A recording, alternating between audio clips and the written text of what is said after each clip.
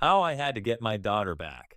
I have a daughter, Jess, with my ex-wife, Mary. Mary and I had a tumultuous relationship. 6 years ago, when Jess was 12, we came to the mutual decision to get a divorce after Mary had an emotional and most likely physical, although she never admitted to it, affair with her coworker. Some of the fault for the divorce probably lay with me, but in all honesty, I would call it at least 90% Mary's fault. I believe that she suffers from borderline personality disorder, BPD, but she never made any effort to get treated, despite my urging her and promising to pay for therapy. Mary could be incredibly loving one moment and volatile the next, and that inconsistency made it difficult for me to trust her over the years. There were moments when I wondered if my attempts to mend things only exacerbated the issues between us. She dismissed any suggestion that she might need help, claiming I was trying to label her or control her, which wasn't the case. After our divorce, Jess more or less became something of a problem child, which I totally understood. Divorce is hard on any kid, and I felt responsible for some of the upheaval in her life. I did everything in my power to create strict boundaries and reasonable rules within our house, but the second that she went back to her mother's house, Mary would let her do whatever she wanted. Jess started acting out in ways that were uncharacteristic for her before the divorce. She would stay out late, hang around with questionable friends, and get into trouble at school. It broke my heart to see her spiraling, and I tried to intervene by setting up therapy sessions for her. She attended a few, but then refused to go back, claiming it wasn't helping. Mary's permissive parenting style didn't help. While I was trying to establish some structure and accountability, Mary undermined my efforts at every turn. I paid child support during this period, which amounted to about $800/month. I never begrudged paying it. I wanted to make sure Jess had what she needed, but it felt like I was contributing to a situation that I couldn't control. When Jess was 14, she got caught with drugs at school. I'll never forget the phone call from the principal. My stomach dropped as I listened to the details. When I went to pick her up, she was defiant, refusing to acknowledge the seriousness of what had happened. On our way home, I explained to her that she should be thanking her lucky stars she wasn't expelled, and that her punishment would involve no devices. The return of said devices would be contingent on her behavior and grades improving. She rolled her eyes and told me I was overreacting. It was one of the most painful conversations I've ever had as a parent because I could see how far we drifted apart. That was the last time Jess came to my house. When she went back to her mother's, she henceforth refused to even get in the car when I went to pick her up. The reason was clear. Mary let her do whatever she wanted without repercussion, while I would hold her accountable. I tried to reason with Mary, but it was like talking to a brick wall. She insisted that I was too strict and that Jess needed freedom to grow. I pointed out that her version of freedom seemed to be leading Jess down a dangerous path, but she dismissed my concerns. Mary got quasi-full custody, despite it not being court-mandated. I upped child support payments in response because I wanted to take care of my daughter. Jess stopped responding to my texts and calls. At first, I thought she just needed space, so I gave her some time. Weeks turned into months, and eventually, it had been over a year since we'd had a real conversation. Every once in a while, I'd see her post something on social media that made me worry, but any attempt to reach out was met with silence. In December, Jess turned 18.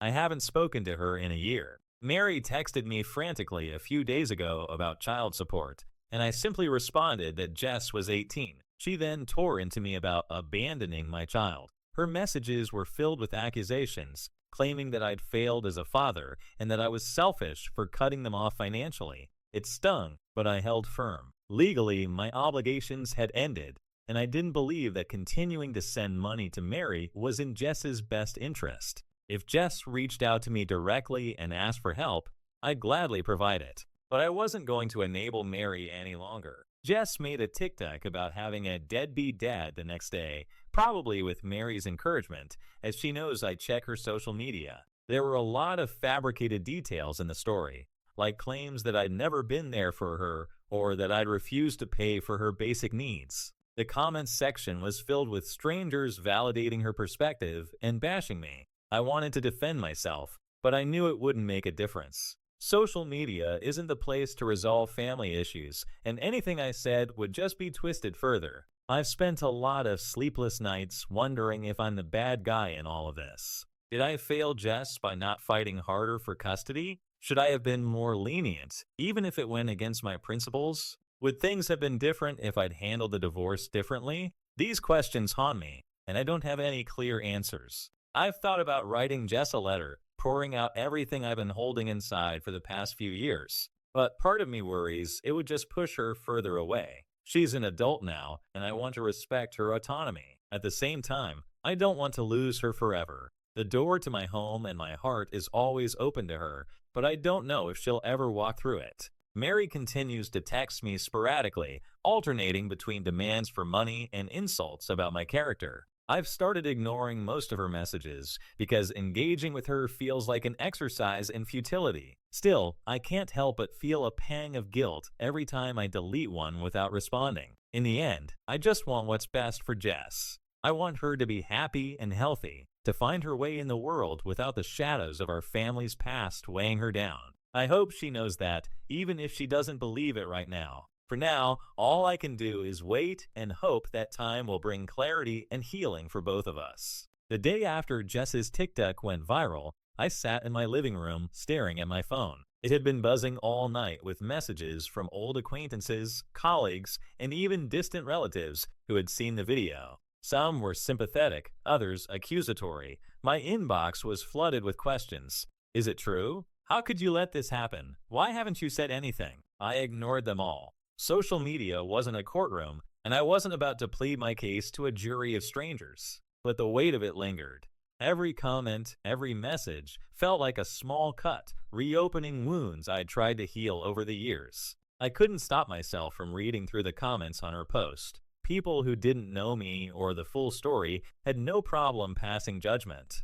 The words abuser, narcissist, and owes child support were thrown around casually. It was as if my entire life had been reduced to this one narrative that wasn't even true. Despite my better judgment, I started typing a response. I wanted to explain everything: the divorce, Mary's manipulation, the sacrifices I'd made for Jess. But as my fingers hovered over the keyboard, I realized it wouldn't make a difference. No one wanted the messy, nuanced truth. They wanted a villain, and I was the one wearing that mask. Instead, I decided to reach out to Jess directly. I drafted a text, something simple but heartfelt. Jess, I saw your video. I'm not sure what I did to hurt you this much, but I'm sorry. I've always loved you and always will. If you ever want to talk, I'm here. I stared at the message for a long time before hitting send.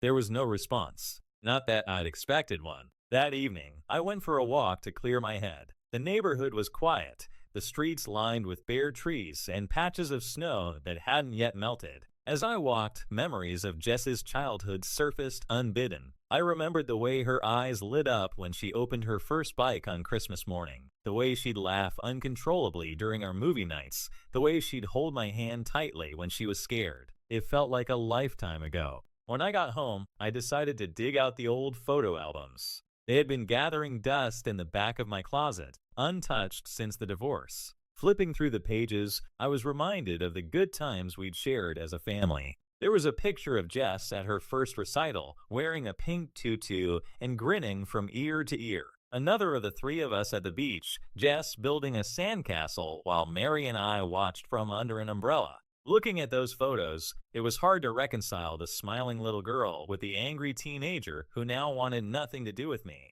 I found myself wondering what Mary's role had been in all of this. How much had she told Jess about our marriage? Had she painted herself as the victim and me as the villain? It wouldn't have surprised me. Mary had always had a talent for rewriting history to suit her narrative, but part of me didn't want to place all the blame on her. Jess was an adult now. She had her own agency, her own ability to think critically. Surely she could see through some of the lies. Or maybe she couldn't. Maybe I had underestimated how deeply Mary's influence had shaped her perspective. After all, Mary had always been good at getting what she wanted, even if it meant manipulating those around her. I thought back to our marriage, to the fights that always seemed to end with me apologizing, even when I hadn't done anything wrong. It was a pattern I'd only recognized in hindsight, long after the damage had been done. As the days turned into weeks, I tried to distract myself with work and hobbies, but thoughts of Jess were never far from my mind. I started drafting a letter, something more comprehensive than the text I'd sent. I wanted to tell her my side of the story, to give her the context she'd never had. But every time I tried to put pen to paper, the words felt inadequate. How do you explain years of pain and love and regret in a way that someone might actually understand? One night, I got a call from an unfamiliar number. My heart raced as I answered, hoping it was Jess. But it wasn't. It was one of her friends, a girl named Leela, who I'd met a few times when Jess was younger. Leela sounded nervous, almost hesitant. "Mr. Taylor?" she said. "I'm sorry to bother you, but I thought you should know. Jess has been struggling lately. She's not in a good place." My chest tightened. "What do you mean? Is she okay?" I don't know. She's been really down, and I think the tic-tac thing made it worse. She's been saying stuff like she feels lost and doesn't know what to do. I told her to talk to you, but she's stubborn." I thanked Leela for calling and hung up, my mind racing. If Jess was struggling, why hadn't Mary reached out? Or had she, and I just ignored her messages? I scrolled through my phone, rereading Mary's texts. Most of them were accusatory or demanding, but a few seemed different, desperate even. Had I been so focused on protecting myself that I'd missed the signs? I decided to try calling Mary. It had been months since we'd spoken, and the thought of hearing her voice made my stomach churn. But if Jess needed help, I couldn't let my pride get in the way. The phone rang several times before she picked up. "What do you want?" she said, her tone cold. "Mary, I'm worried about Jess," I said. "Leela called me and said she's been struggling. What's going on?" There was a long pause before Mary responded. "She's fine. She's just being dramatic. You know how teenagers are." "She's not a teenager anymore," I said. "She's an adult, and if she's struggling, we need to help her." Mary sighed. "What do you want me to do, Paul? She doesn't want to talk to you. She barely talks to me these days." Her admission caught me off guard. For a moment, she sounded vulnerable, human. It was a side of her I hadn't seen in years. But before I could respond, she continued. "Look, if you want to help her, go ahead. But don't expect me to fix everything. I've done my part." Her words lingered long after the call ended. What exactly was my part supposed to look like now? I didn't have an answer, but I knew I couldn't give up on Jess, not yet. The days following my conversation with Mary were a blur. My mind kept circling back to Leela's call and the unsettling sense that Jess was adrift in a way I couldn't quite grasp. I kept replaying Mary's words, the dismissive way she'd brushed off Jess's struggles. Yet there had been an undercurrent of vulnerability, as if Mary herself was reaching the end of her rope. For the first time in a long while, I wondered if she was as lost as Jess as I was. I spent hours debating my next move. Reaching out to Jess directly had yielded nothing, and Mary was clearly unwilling or unable to provide the full picture. But the idea of doing nothing felt unbearable. If Jess was spiraling, I couldn't just sit on the sidelines and watch her fall apart. Eventually, I decided to reach out to Leela again. Maybe she could help me understand what was really going on. Leela answered on the second ring.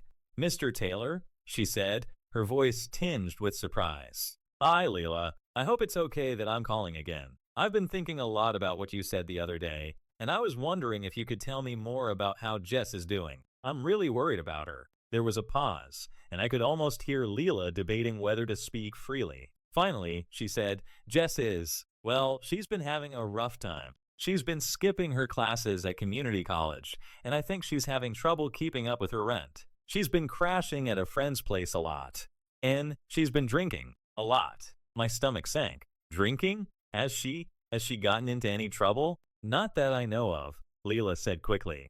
"But she's not herself, Mr. Taylor. She's angry all the time, and she won't talk about what's bothering her. I've tried to get her to open up, but she just pushes me away. Honestly, I don't know what to do anymore." Her words hit me like a punch to the gut.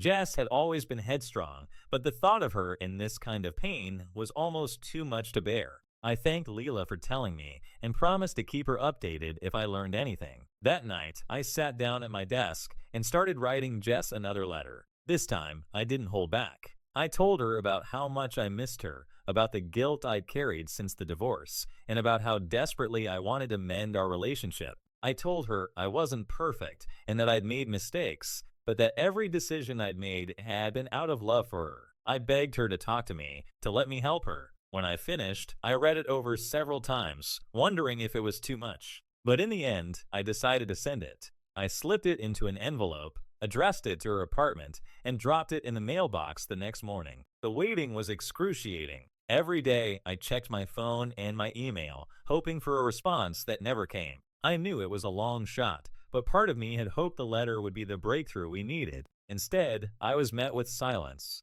Days turned into weeks, and still, there was no word from Jess. In the meantime, I decided to try another approach. I reached out to a counselor I'd worked with briefly after the divorce and asked for advice. She suggested writing a letter to myself, one that I wouldn't send as a way of processing my feelings. It sounded ridiculous at first, but I was willing to try anything. I sat down that evening and started writing. At first, the words came slowly, but soon they began to flow. I wrote about my regrets, my fears, and my hopes for the future. I wrote about how much I missed the little girl who used to crawl into my lap and beg for bedtime stories. I wrote about how helpless I felt, watching her drift further and further away. By the time I finished, I was exhausted, but I felt a small sense of relief. For the first time in a long while, I'd allowed myself to confront the depth of my emotions. The next morning, I got an unexpected call from Mary. Her voice was strained, and I could tell she was trying to hold back tears. "Paul," she said, "we need to talk about Jess." "What happened?" I asked, my heart pounding. "She got into a fight with one of her friends, and, well, she's been staying with me for the past few days. She's not doing well, Paul. She's angry and confused, and I don't know how to reach her." Hearing the fear in Mary's voice was both unsettling and oddly comforting. For once, it felt like we were on the same page. "Have you suggested therapy?" I asked. "Of course I have," Mary said, frustration creeping into her tone, "but she won't hear it. She says she doesn't need help, that we're the problem, not her." Her words stung, but they didn't surprise me. Jess had always been fiercely independent, sometimes to a fault. "Do you think she'd be willing to talk to me?" I asked. Mary hesitated. "I don't know. She's still really upset about everything, and I think she's afraid to let her guard down. But maybe if you came over." The thought of seeing Jess again filled me with both hope and dread. What if she refused to talk to me? What if my presence only made things worse? But I knew I couldn't let fear hold me back. "I'll come by," I said. "Just let me know when." Mary and I agreed on a time for the following evening. As the day approached, I found myself growing increasingly anxious. I had no idea what to expect or how Jess would react. But one thing was certain. I was willing to do whatever it took to reach her, even if it meant facing rejection. When I arrived at Mary's house, she met me at the door. She looked tired, her face lined with worry. "She's in her room," she said. "I'll let her know you're here." I waited in the living room, my heart pounding as I listened to Mary's footsteps retreat down the hall. Moments later, Jess appeared in the doorway. She looked different than I remembered, thinner, with dark circles under her eyes and an expression that was equal parts anger and sadness. For a moment, we just stared at each other, neither of us knowing what to say. "Hi, Jess," I said finally, my voice trembling. She crossed her arms and leaned against the doorframe. "What do you want?" she asked, her tone cold. "I just want to talk," I said.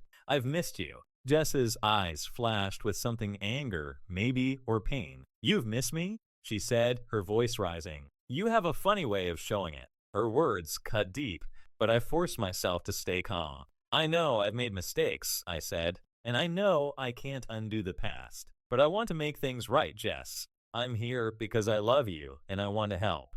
For a moment, Jess looked like she might soften, but then she shook her head, her expression hardening. "It's too late," she said, turning on her heel and walking away. I sat there in stunned silence, my heart breaking all over again. But even as the door to her room slammed shut, I knew I couldn't give up. This wasn't the end of the story, not yet. The door to Jess's room stayed shut long after she stormed off, leaving me sitting in Mary's living room with a gnawing sense of failure. I'd expected resistance, but her anger cut deeper than I prepared for. Mary reappeared moments later, leaning against the doorway with a weary expression. "I told you it wasn't going to be easy," she said. "I didn't think it would be," I replied, my voice quieter than I intended. "But seeing her like that, it's harder than I thought." Mary sighed and folded her arms. "She's been carrying a lot of resentment, Paul. I think she's afraid to let it go because it's easier than facing everything head on. Do you think she'll ever forgive me? I asked. Mary hesitated, and for a moment, her usual sharpness softened. I don't know, but I do know that she needs time. She's hurting more than she's letting on, and, well, so are you. Her words hung in the air, a rare moment of acknowledgement that neither of us had been particularly good at expressing over the years. But before I could respond, Mary pushed off the doorframe and straightened her posture, as if the brief glimpse of vulnerability had never existed. You can stay for dinner if you want, she said. I'm making pasta. Maybe if she sees you sticking around, it'll help. I nodded, grateful for the olive branch. Thanks, I'd like that. The meal was awkward, to say the least. Jess stayed in her room, refusing to come out despite Mary's attempts to coax her. Mary and I ate in near silence, the clinking of utensils against plates, filling the gaps where conversation should have been. Every so often, Mary glanced toward the hallway, her expression a mix of frustration and concern.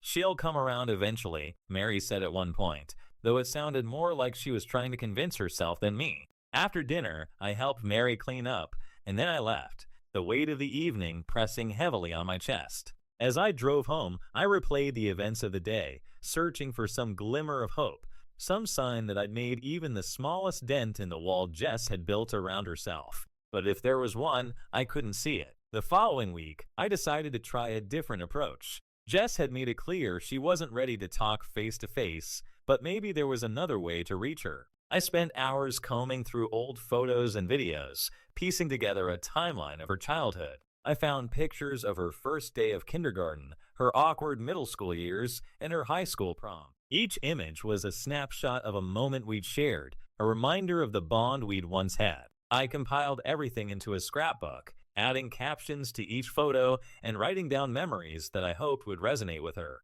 On the final page, I included a letter, pouring my heart out in a way I hadn't been able to do in person. Jess, I don't know if you'll read this, but I hope you do. I know things between us haven't been easy, and I take responsibility for the mistakes I've made. But I need you to know that everything I've done, every decision I've made has been because I love you and want what's best for you. These pictures are a reminder of the good times we've shared. I hope they show you that, no matter how rocky things have been, our story isn't just about the bad moments. It's about the laughter, the joy, and the love we've shared too. I'm here, Jess. I've always been here, and I always will be. Whenever you're ready to talk, I'll be waiting. Love, Dad. I dropped the scrapbook off at Mary's house the next day, leaving it on the front porch with a note asking her to give it to Jess. Then I waited. A week passed with no word. Then 2. I tried to focus on work, on hobbies, on anything that could keep my mind from wandering back to Jess. But it was no use. Every time my phone buzzed, my heart leapt, only to sink when I realized it wasn't her. One evening, as I was settling in to watch TV, my phone rang. It was Mary. My pulse quickened as I answered. Hello? She got the scrapbook, Mary said without preamble. She hasn't said much about it, but I saw her looking through it last night. She was crying, Paul. Relief and sadness washed over me in equal measure. Do you think she'll reach out? I asked. I don't know, Mary admitted, but I think it meant something to her. That's a start, isn't it? It was. It wasn't the resolution I'd been hoping for, but it was something a crack in the armor she'd built around herself. And for now, that was enough. As the days went by, I found myself reflecting more and more on my own role in the rift between Jess and me. I'd spent so much time blaming Mary for the way things had turned out that I'd failed to acknowledge my own shortcomings. I'd been strict, maybe too strict, in my attempts to counteract Mary's permissiveness. I'd focused so much on trying to teach Jess right from wrong that I'd forgotten to just be there for her, to listen and understand. I started seeing a therapist, hoping to work through my own issues and become a better father if and when Jess decided to let me back into her life. It was a humbling experience, forcing me to confront parts of myself I'd rather ignore. But it also gave me hope that change was possible, that healing was possible. One day, months after I'd left the scrapbook at Mary's house, I got a text from an unknown number. My heart raced as I opened it. Hi, Dad. Can we talk? It was just 4 words, but they were enough to bring tears to my eyes. I didn't know what the conversation would hold or if it would lead to reconciliation, but for the first time in a long time, I felt a glimmer of hope. Jess was reaching out, and that was a step forward. And for now, that was all I needed. The message from Jess sat on my phone screen, glowing like a beacon in the dark. It had been so long since I'd heard from her directly that I almost didn't know how to respond. My hands trembled as I typed a reply, keeping it simple and heartfelt. Of course, I'd love to talk. Just tell me when and where. Minutes passed. Then an hour. I tried to distract myself, but every few seconds I found myself glancing at my phone, waiting for her response. When it finally came, it was almost anticlimactic. Tomorrow, coffee shop near Mom's. Noon. I barely slept that night, my mind racing with possibilities. What would she say? What would I say? Would this be the beginning of reconciliation, or just another painful reminder of how far apart we'd grown? By the time morning came, I was exhausted, but determined. Whatever happened, I owed it to Jess to show up and try. The coffee shop was a small, cozy place I vaguely remembered from Jess's teenage years. She used to hang out here with friends, spending hours sipping lattes and working on school projects. It felt oddly fitting to meet her here, a place tied to memories of a simpler time. When I arrived, she was already there, sitting at a corner table by the window. She looked up as I approached, her expression unreadable. For a moment, we just stared at each other, the years of silence and tension hanging between us like a physical barrier. "Hi, Jess," I said softly. "Hi," she replied, her voice just as quiet. She gestured to the seat across from her. "Sit." I obeyed, setting my coffee down on the table. For a few moments, neither of us spoke. Jess fiddled with the sleeve of her drink, her gaze fixed on the swirling foam inside. Finally, she broke the silence. "I got your scrapbook," she said. It was nice." "I'm glad you liked it," I said, my heart swelling with a cautious sense of hope. "I just wanted you to know how much you mean to me." Jess nodded, still avoiding my eyes. It brought back a lot of memories. Good ones, but also, she trailed off, her voice faltering. "But also what?" I prompted gently. She sighed, finally meeting my gaze. Her eyes were filled with a mixture of anger and sadness, but also a lot of hurt. "Dad, you've always said you love me, and I believe that. But for so many years, it felt like you didn't even like me. You were so strict, so hard on me. It felt like nothing I did was ever good enough." Her words hit me like a punch to the gut. I'd always thought my discipline was an act of love, a way to protect her from the mistakes I'd seen others make. But in doing so, I'd failed to see how it might have pushed her away. "Jess, I'm so sorry," I said, my voice thick with emotion. "I thought I was doing the right thing, but I see now that I hurt you. I wish I could go back and change it, but all I can do is tell you how sorry I am and try to do better moving forward." She nodded slowly, her expression softening. "I know you meant well, and I know Mom didn't make things any easier. She told me things about you that, well, I don't know if they were true or not, but I was a kid, and I believed her. It wasn't until I got older that I started to question some of it. Your mom and I made a lot of mistakes," I admitted.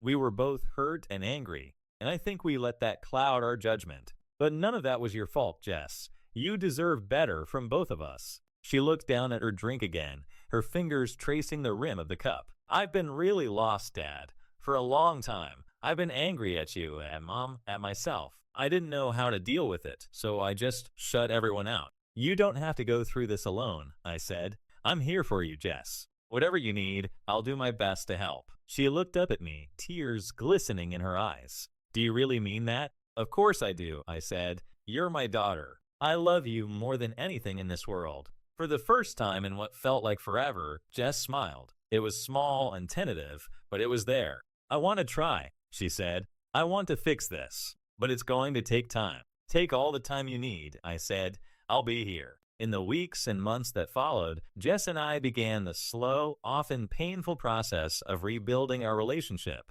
There were setbacks and arguments, moments where it felt like we were taking one step forward and two steps back. But there were also moments of connection and understanding that reminded me why it was all worth it. Jess started seeing a therapist, something I gently encouraged but hadn't pushed. She began to open up about her struggles, her fears, and her dreams for the future. And in turn, I shared more about my own journey, the mistakes I'd made, and the lessons I'd learned along the way. Our relationship wasn't perfect, it never would be, but it was real and it was growing stronger with each passing day. For the first time in years, I felt a sense of hope, not just for Jess, but for both of us. One evening, as we sat on the porch of my house, watching the sun dip below the horizon, Jess turned to me and said, "Thanks for not giving up on me, Dad." I smiled, my heart swelling with gratitude. "I'll never give up on you, Jess. Never." And in that moment, I knew we'd found our way back to each other.